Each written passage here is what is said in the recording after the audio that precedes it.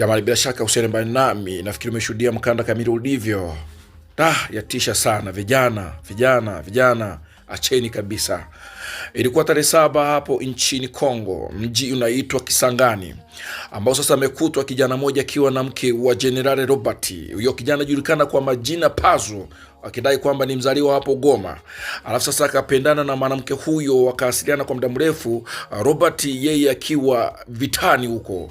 Huyo kijana akatangulia safari, akaja hapo kumuona au kumtembelea mke wake na Robert, na General Robert.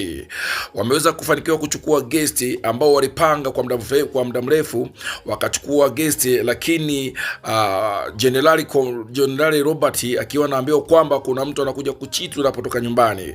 Vijana jamani, acheni hizo. Haikuacha hapo, ndio sasa waliweza kuchukua guest wakajirusha